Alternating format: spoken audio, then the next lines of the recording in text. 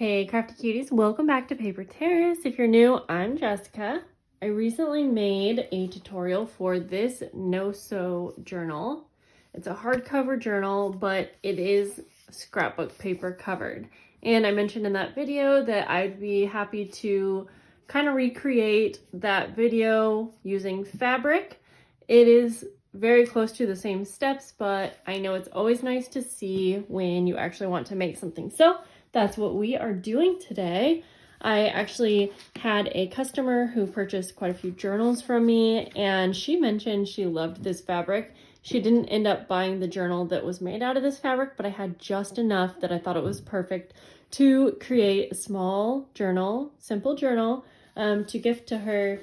And I love doing that for my customers. Once in a while, if I have like a reoccurring customer or someone who buys a lot, I'll try my best to always toss in some kind of a gift. So we are starting with fabric. So you're going to need fabric, any papers that you want for your pages, glue, scissors, the basics, ribbons, and I'm going to be using like a chiffon, like a silky ribbon here. And then you're going to either need a hole punch or a crocodile. And if you're using a crocodile and you want eyelets, you can use those as well. So let's get started. I have my fabric here, and since I'm working with a smaller piece of fabric, I am tailoring that to the size of journal I'm working with. We have a journal cover that is 5 inches by 6 inches. So I cut out 2 of these. This is a very hard cardstock, but you can also use like a reusable box for chipboard, whatever you would like. And then I have a 1.5 inch spine. So you can see here, so 2 covers and a spine. And we're just gonna hop right in and get started here. And I'm going to be using my Tombow Mono Aqua glue. I'll have any supplies linked below that I can. I may end up adding metal book corners to this as well if you're trying to gather your supplies. I haven't decided. So we're gonna go ahead and just cover this entire cardstock with the glue.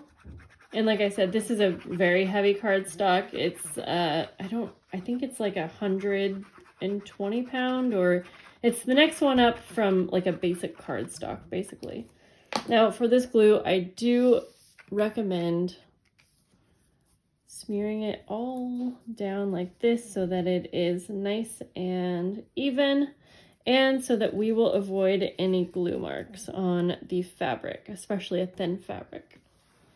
So I'm basically just going to be lining these up, and you can see that I have a little bit of a fabric border all around the edges. And I'm just going to go through and glue each piece on individually. You will notice there is a little bit of space between the spine and the covers, like 1/8 of an inch, just a small enough opening that will have easy opening and closing of our journal. And this glue is starting to make that paper curl a little bit, but don't worry, we will place something heavy on top to give it a little bit of dry time when we're all done here, and it'll be just fine. So I'm going to glue this last one on here. I have really been enjoying doing a little bit more simple projects, but projects that look really, really great. And it looks like you put a lot of time, and you may have actually put a lot of time, but they're just a little bit more simple. You don't have to use your brain as much, and you don't have to stress over a project lasting days and days. Because I don't know about you guys, but I just don't have days and days and days for one project. So now we're going to take our scissors and we are going to trim, whoops, my hair. We're going to trim all of the corners at an angle, leaving just a little bit of that fabric up against the corner.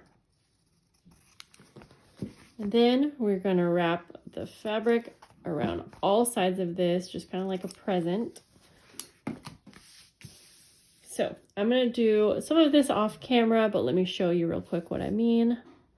So I'm just going to put glue along the edge. Oops, and I'll smear that down. And then I'm just basically going to wrap that excess fabric around. And then I'm just going to do that for all 4 sides, and I'll be right back. Now, because I want this to be a hardcover journal, I am going to cover the inside now with one more layer of this cardstock. Now, it's cardstock, but like I said, it's really heavy. And I am going to be placing an additional layer of cardstock, so it's going to end up being very hardcover-like. And so I'm just placing this over all of the places that we already have.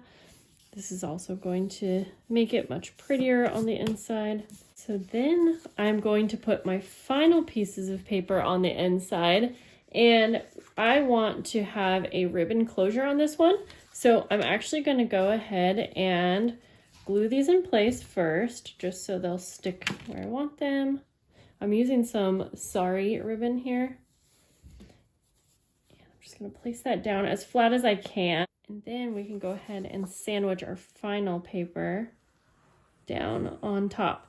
And if you wanted to add any pockets or anything on the insides, you could always do that before gluing down your final inside cover. But we're just going to sandwich that Sari ribbon. So then we have a really nice finished look to it as well. And I'm not going to add another layer to the spine. I'm just going to keep that how it is. We're going to go ahead and put a heavy book on this to let it dry flat.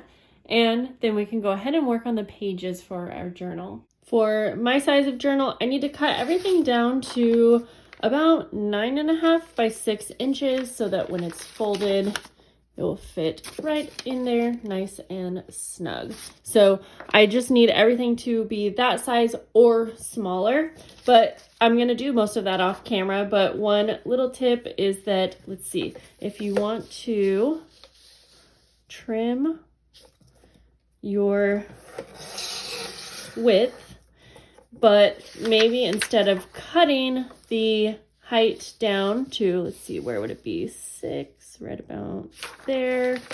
Let me do this upside down real quick. You can also fold like this, and then that's going to just create the world's easiest pocket when we fold that in half. And you can do the same thing for a side pocket as well. You can have your width be a little bit bigger and then just fold it in instead of cutting. So I do a variety of that throughout. So I'm going to finish cutting down all of these pages and we'll put the signatures together. I have 4 different piles, just kind of piled all of the like papers together. So I have a pile of scrapbook papers, I have other papers, coffee dyed papers, book pages, and then this is my other pile. I have a time card, I have a tag, a glassine bag, and an envelope. So now I'm just going to kind of evenly disperse these into 2 signatures, and I'm just going to start with one of the scrapbook papers. I'll take one of the, actually we'll do a book page since we have more.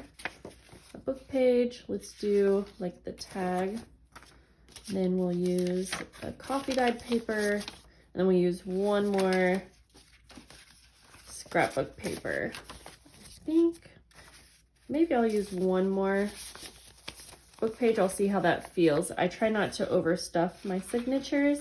So that's how you create a signature, in case you didn't know, is you just place one folded paper in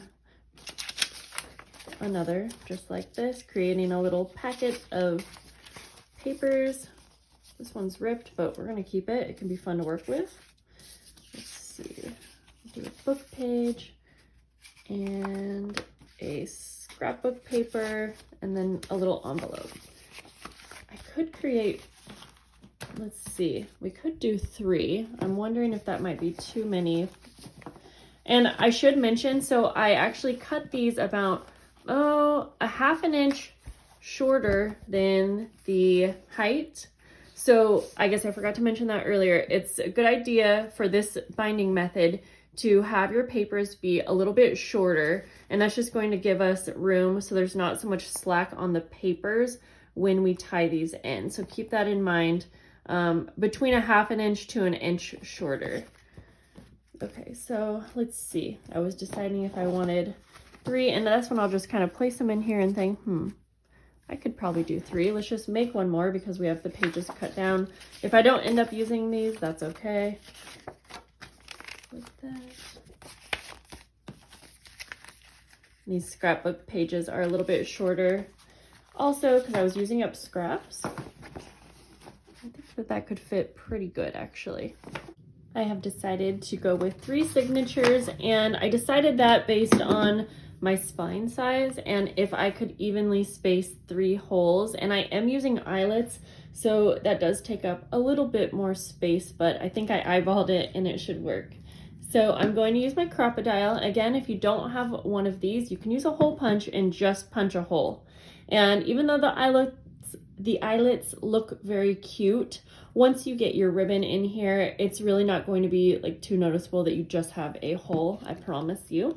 So I'm just going to now, just as best I can, evenly punch 3 holes at the top and bottom, and I am doing this as close to the edges that I can. Again, that's going to help us not put too much slack on those pages. You'll see what I mean when we get to that, but I need to bring this a little closer to my face, so apologies if we're off screen for a second. So I'm going to do the 2 outer ones first, and then I will figure out where the middle can fit. Mine got stuck.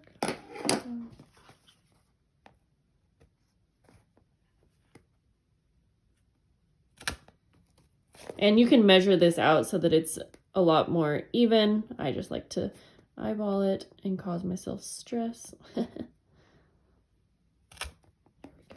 So now I'm just going to cut off this excess because mine doesn't cut too well. I got the eyelets in here and I'm just going to set them, and then I'll do the same to the top. And the fun thing about this is that you can always add beads or charms through these.